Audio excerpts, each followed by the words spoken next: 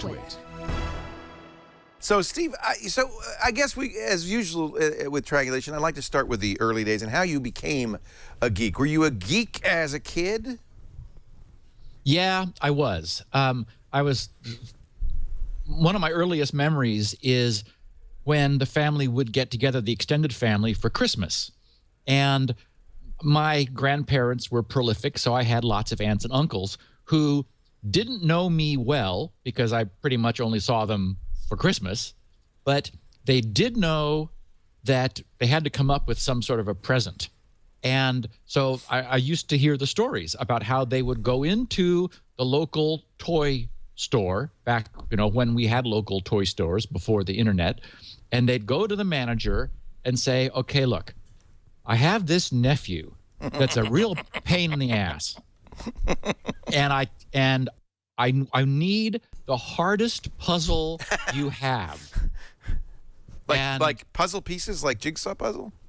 Oh, whatever it was. Like one year it was Instant Insanity. Remember the 4 cubes that were where in the package you saw all red, all white, all green, and all blue.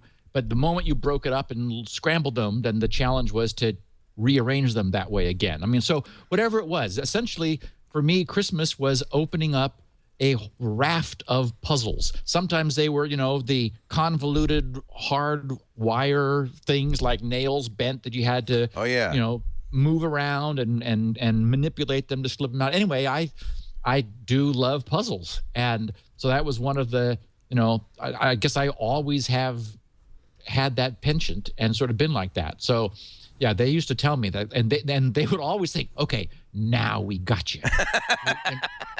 you little, you're not going to be able to figure this one out. And would you have solved them all by the end of Christmas Day?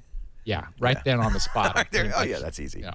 It sounds like it became a thing. Like, oh, let's see what we can get this year. Well, I mean, like one year was Towers of Hanoi. Oh yeah, that was fun. The physical thing. Did a lot of that. And so I would do it once, and then they'd say, okay, no, wait, you cheated. And I go, okay, sit down, Aunt Mary. I'll show you.